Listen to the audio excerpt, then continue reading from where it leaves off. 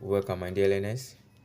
Today's lesson is just the continuation of derivative of natural logarithmic function, and today's own is the part 2.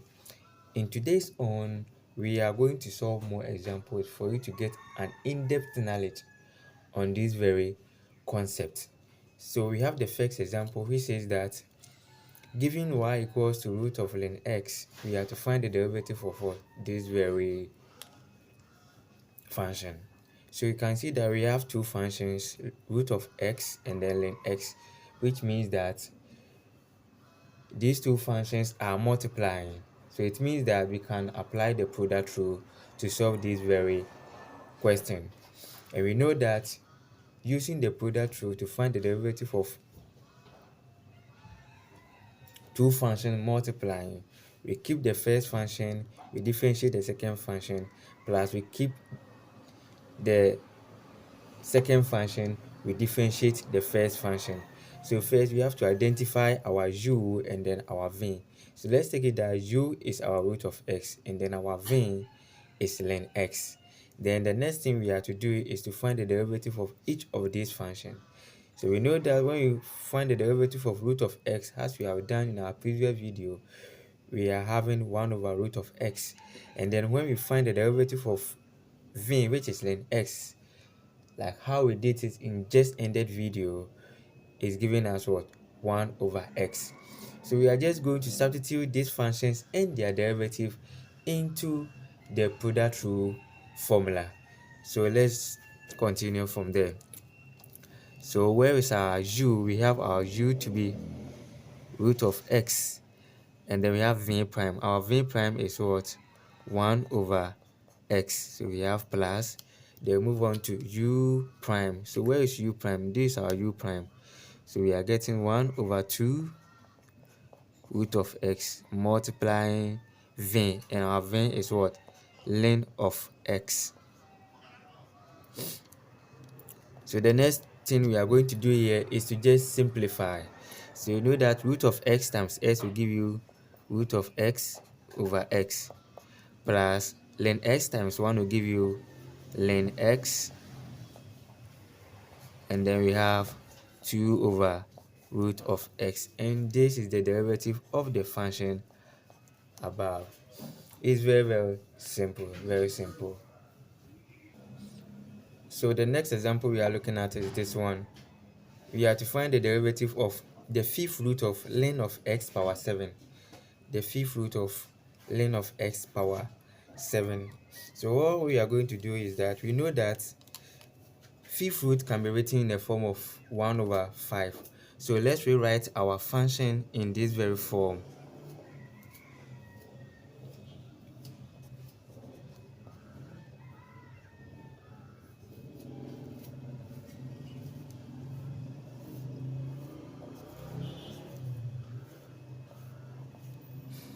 And we know that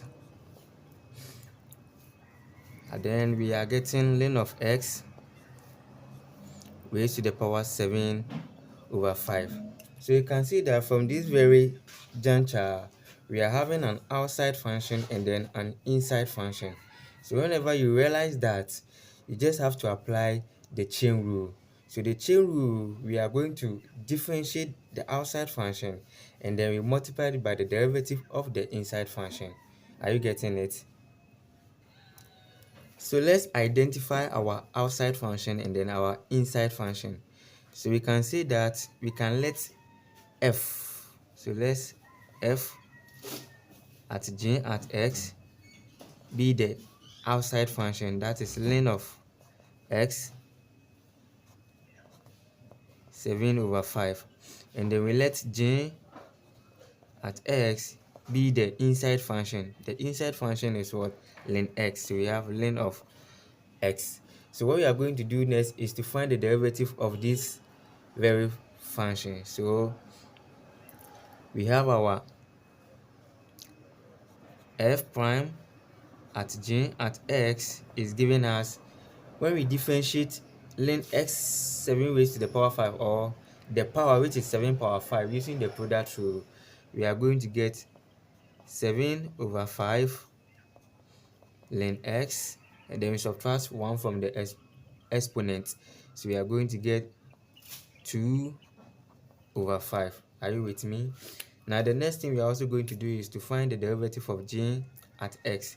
And we know that the derivative of g at x, which is written as g prime at x, when we differentiate ln x, we are getting 1 over x. I believe we have not forgotten. So what we are going to do is to just substitute this into the chain rule formula, which says that, so our derivative now is giving us, we find the derivative of the outside function, which is f prime at g at x, multiplying by the derivative of the inside function g at x.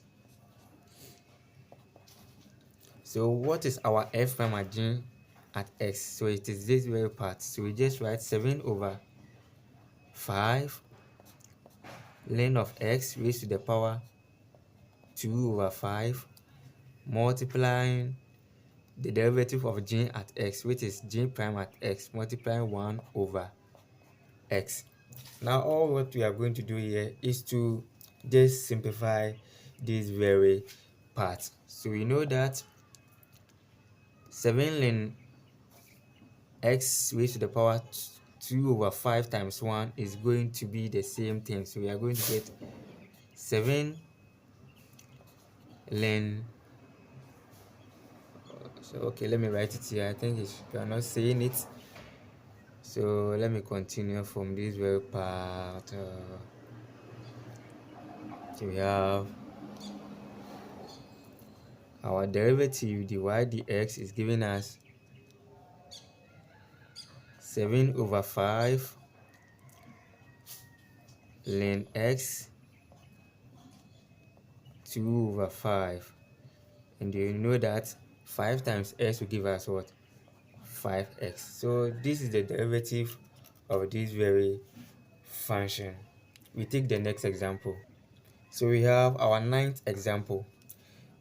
So we have to find the derivative of this very function x raised to the power 5 multiplying ln of sine x. So you can see that we're having two functions, sine x and then x power 5, ln of sine x and then x power 5, and all these two functions are multiplying. So if they are multiplying, what do? We apply the product rule, which says that we keep the first function, we differentiate the second function, plus we keep the second function, we differentiate the first function. So first thing first, we first have to identify our u and then our v. So we know that, or we can let u be equal to x power 5, and then we can let our v be equal to ln of sine x. Very good. The next thing we are going to do is to find the derivative of u prime, and u prime, when we differentiate x power 5, what do you think we will get? We are going to get 5x power 4 product rule. Now we have to find the derivative of ln of sine x. Now we know that whenever we are differentiating a ln function, we just have to differentiate the inside all over the inside. So we are going to let our inside be equal to what? Sine x. And then when we differentiate sine x, what are we getting? We are getting cos x. So we are just going to substitute this one back into the derivative of v, so that we can get the derivative of v as a whole. So we have u prime over u. So u prime, our u prime here is what? Cos x all over u. Our u here is what? Sine of what? X. And remember, cos x over sine x is the same as what? Cot x, cotangent of what? X. I believe you remember. Okay, good. So the next thing that we are going to do is that we know our derivatives. So we just have to write the product rule formula, which is giving us y prime of x is, we keep the first function we differentiate the second function, plus we differentiate the first function, we keep the second function. Very simple. So what are we getting? We are getting u is giving us what? X power 5.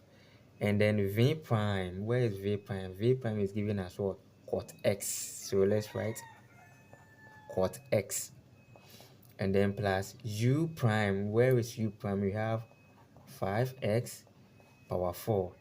And then we have v. Where is v? V is ln of sine x. So we have ln of sine x. And then we are done. I think it's okay now. So we have the derivative being equal to x power 5 cot x plus 5x power 4 ln of what? Sine x. And this is the derivative. It may look huge, but the solution is very simple. We take our last example. So we have our last example, which is h of x, which is giving us 1 plus ln of x all over 1 minus ln of x. We have to find the derivative. Now you can see that we are having two functions dividing themselves, and when you see that, it means that we have to apply the quotient rule. And the quotient rule says that we keep the down function, we differentiate the top function, minus we keep the top function, we differentiate the down function, all down function squared. So let me write the quotient rule formula here so that it will guide us. So we know that our y prime at x, which is the quotient rule, we keep the down function. So with the down function, let's call it g, and then we differentiate the top function, minus we keep the top function, which is f, and then we differentiate the down function all over the down function square. The down function is what? G, all that square. So we are going to let our g and f represent each of the function. So we are going to let f at x represent the top function, which is what? 1 plus ln of x. And then we let our g at x represent the down function, 1 minus ln of x. So the next thing is we have f prime, j prime. So we have to find the derivative of each of these functions. So our f prime at x, it means we are going to differentiate this function. When we differentiate 1, we are getting 0. When we differentiate ln x, we have done it several times. You need not to think, just write 1 over x. Good. Now g at x, we find the derivative. So we have g prime at x. We have 1 minus ln x. When we differentiate 1, we get 0. When we differentiate ln x, don't think, it's 1 over x.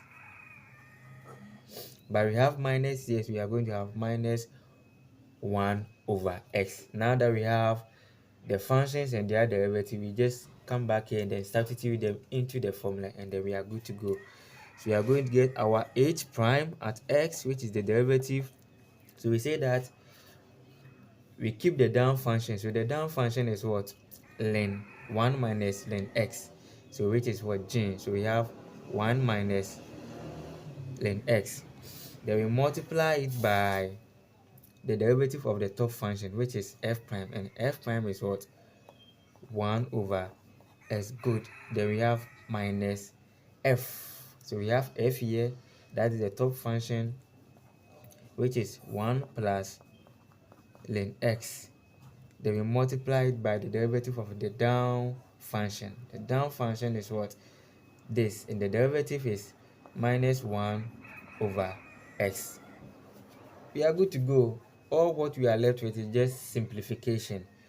So we have our h prime at x, which is the derivative, is giving us, this times the 1, we are getting 1 minus ln of x all over x. Then we have minus 1 plus ln x times 1, we are getting minus 1, sorry. We are getting minus, minus will give you positive. Then we have 1 plus ln x. all over x. Are you with me?